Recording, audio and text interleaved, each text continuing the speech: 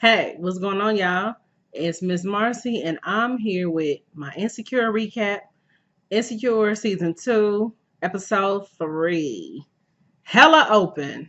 So Issa is, got on this date with some man, and they're about to get it on and popping, and they just, kissing and hugging and stuff or whatever. And honey, Issa just won't stop giggling. Like she's just like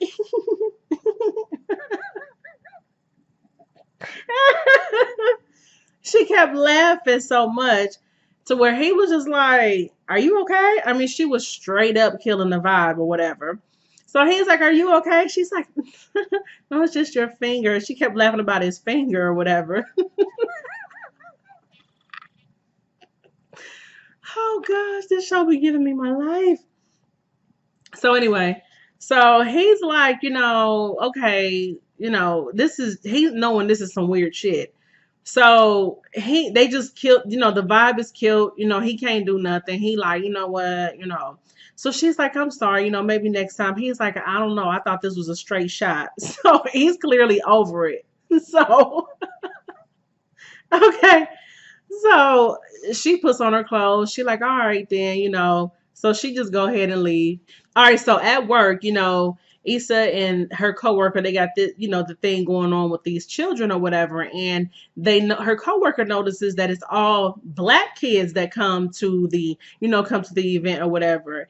And she's trying to point out the coworker is trying to point out the fact that their superior, Mr. Gaines, he's only selecting black kids to be in this this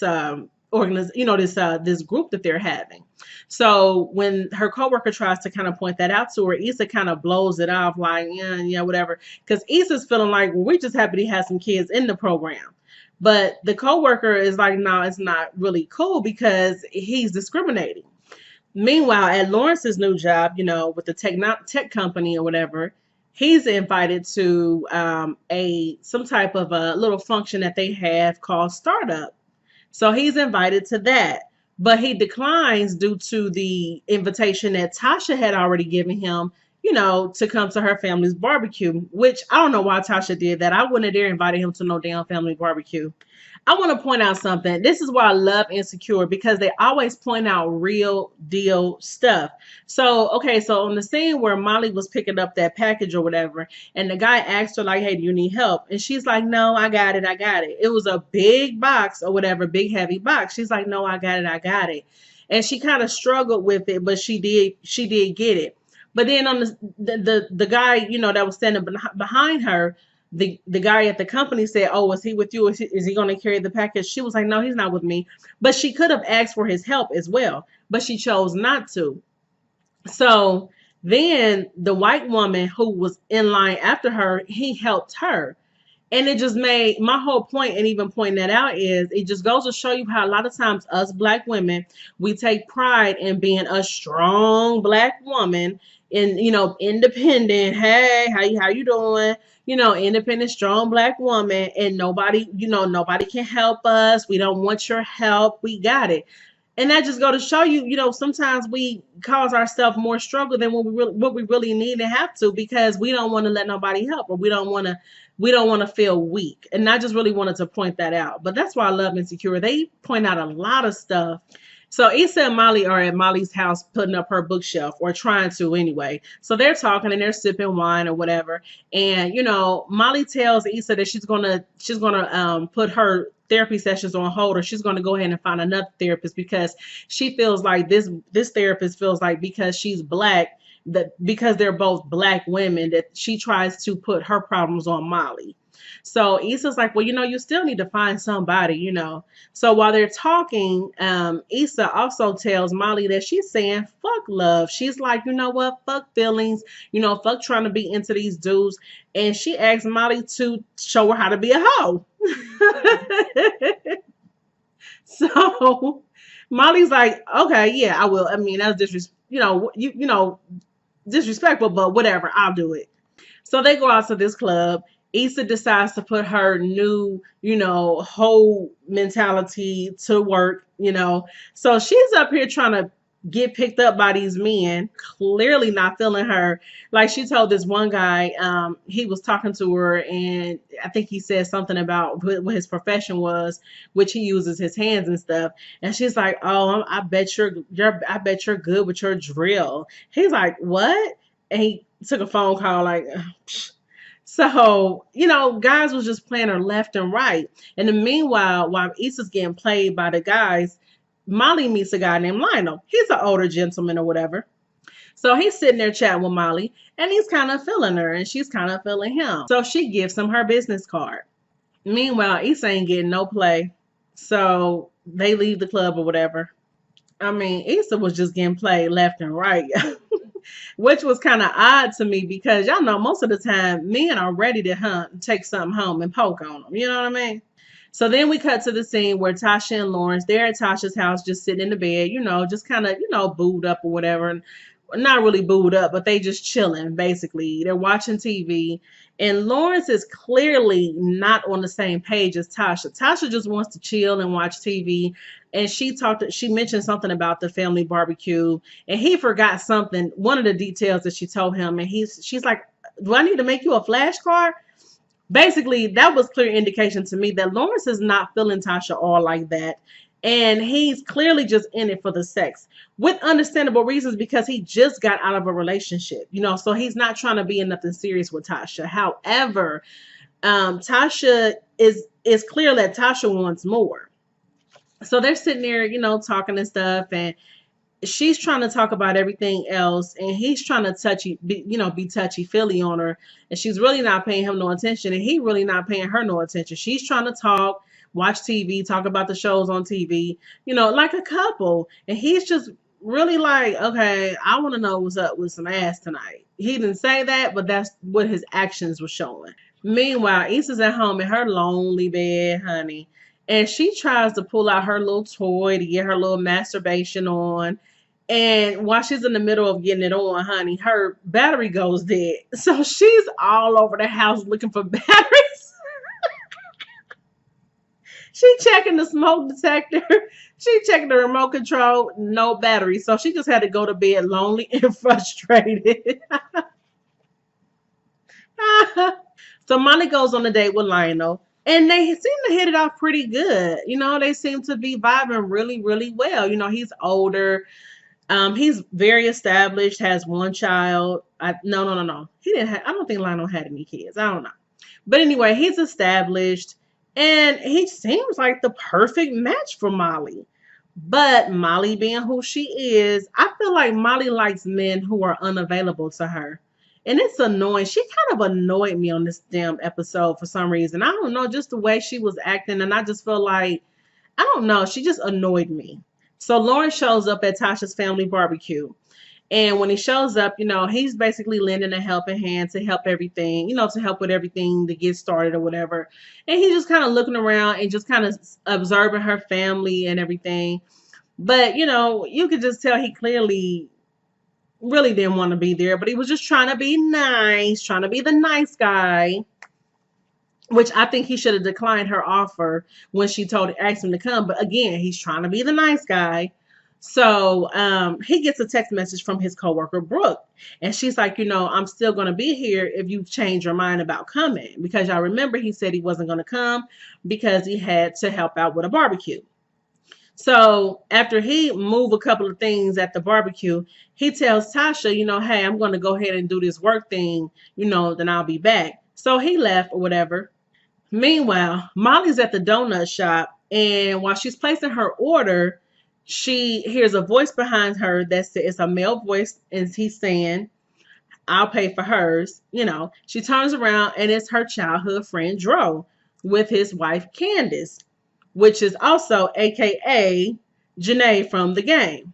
So, she's like, "Oh, Dro, oh, Candace, she's happy to see him. He's, like I say, he's a childhood friend. So they're talking and everything, and this couple seems so in love. So basically, while they're talking, they seem real friendly. And Dro mentions kissing grind event that's coming up, the little day party or whatever. So he mentions that to her, and he's asked her, was she gonna come? And she's like, "Yeah, I'll come," or whatever. So after Molly leaves the donut shop, she calls Issa and to tell her about her date with Lionel. So she's talking to Issa. Issa's trying to paint over that burnt wall or whatever. So she's talking to Issa, and Issa's like, well, how did your date with Lionel go? And she's like, I mean, it was good, but Issa could hear it in her voice that she clearly is not feeling Lionel. She's like, you don't, Issa's like, you don't really sound, too like, and so Molly's like, well, it's just I don't know. I mean, he's established. She named all this good stuff about him. Named all this good stuff about him. He has a nice resume, basically. But she's like, but I mean, it's just something, it's just something about him. It's just something I don't know. And she's like, yeah, I feel like he's just like checking off things in a box on his box, like get into a relationship, check. And Issa's like, he kind of sounds like you. And Molly's like, but she's also telling her, like, she compared him to Candace and Dro. Like, Dro didn't have a plan. He just went along with the flow and he met the love of his life. So Molly again, Molly is annoying to me when it comes to this whole relationship thing because it's like you meet a good, decent guy, yet you find something wrong. You find something wrong. Then if you got with a guy like Dro, somebody who didn't have a plan, you will be complaining about that. Oh, he doesn't have a plan. I mean, I don't know. Women like that I don't know, they're annoying to me. She reminds me of being Mary Jane. She really does. So Lauren shows up at the startup event, and he has himself a good time. They start ordering drinks and stuff, and they just having a good old funky time. He's mingling and talking with his coworkers and everything. He has so much of a good time that he forgets about Tasha's barbecue. He forgets to go back to Tasha's barbecue. So Tasha texts him like, "Hey, are you okay?" Because she notices that he's been gone for a while. So she's like, "Hey, are you okay?" And I think he responded back like, "Yeah, I'm good," or whatever. Just just getting, just kind of got caught up or whatever. So Issa goes to the big head neighbor's house that she been watching. She goes up his house to go chill with him. He a cool dude or whatever. He's like, you smoke weed. You know how dudes be, just stupid, just so easy to let a woman in or whatever. So she comes in his house or whatever. They sitting there talking or whatever. Then she just makes her move on him, trying to get some. And they just have an awkward moment at first, like she bumps his head or whatever. Then, they start kissing because she leaned in to try to kiss him and she bumped his head. Then they start kissing. Then they go to the bedroom. This whole sex scene was so awkward. His big head, I could not get past his big long head. So he asked her, could he titty fuck her? And she's like, I'm going to respectfully decline or something she said. Oh, it was so funny. So they get to doing it, and it just looks so awkward. Just nothing sexy about this sex scene. Nothing at all. Nothing sexy about him. Shit. So meanwhile, Tasha texts Lawrence like, "What happened?" Because he basically ghosted on her. She's like, "What happened?" He's like, "Oh, I got caught up. You know what I'm saying? I got caught up with my coworkers, and I got caught up drinking, and I had too many drinks, and I didn't want to catch a DUI." She's like, "What? Are you fucking kidding me right now? Are you serious?" He's like, I'm sorry. You know what I'm saying? Because I really know how much you really wanted me to be there. She's like, "Hold on, wait a minute." She's like, "Wait a minute." She was like, what'd she say? Oh, he was like, "I'm sorry, because I know how much you really wanted me to be there." Then he starts to go into this whole spiel about, I'm just gonna be honest, I don't want a relationship. I just got out of a relationship. And she's like, "What? Hold up." She's like, "My whole family was here and you just straight up ghosted. Do you know how embarrassing that is?" She's like, "You don't think I knew what this was? I knew it wasn't anything serious, but you fronted like we were." Ooh, child. I knew a guy just like Lawrence, and yes, she got him together. My friend dated a guy like that. Oh my gosh. She got him all the way together, honey. Tasha got him all the way together. It made me think about my friend when she was dealing with that guy. But anyway, so he's like, "I'm sorry." She's like, "You know what? Don't even like you really give a fuck about what I want." When she was like, he was like, "I know you really wanted me to be there." She's like you really give a fuck about what I want. So then he's like, "Oh, whoa." She's like, "You know what? You a fuck nigga." And he was like, "Oh, whoa, hold on." She was like, "No, you know what? You worse than a fuck nigga." You know what I'm saying? She was like, "You a fuck nigga who thinks he's a nice guy." Or she said, "No, you a fuck nigga who thinks he's a good dude." Oh my gosh. If that wasn't the truth, how many of y'all women out there that know a guy or two or whatever who tries to come across like he's just this nice guy, but yet he do just fucked up shit. I so know where she was coming from. She told him, oh, she got him together. I liked how she got him together. You are a fuck nigga who thinks you're a good dude, and that makes you worse than a fuck nigga. That makes you worse. That makes you worse than a bad dude. Actually, that makes you a bad dude. In my book, that makes you a bad guy. You trying so hard to seem like a nice guy, but you're really not. Ooh. So then they show Issa getting up, putting on her clothes, leaving from the big head dude's house. And he's like, oh, you ain't got to leave if you don't want to. You can stay. She's like, no, I'm cool. So she's putting on her clothes and she's leaving. He's like, all right, cool. It didn't matter to him one way or the other, honey. So, girl, she leave. And then while she's walking out of his door, she get a text from somebody on Tinder saying, hey, we need to meet up. So she starts smiling and stuff because her whole phase is coming into fruition for her. So she's like, oh, yes. I get to have different dudes. I ain't got to have no feelings for nobody, whatever. We'll see how this goes. But anyway, that was it, y'all. Hope you enjoyed my recap. Um, Thank you so much for watching. Till next time, this is Miss Marcy. Peace.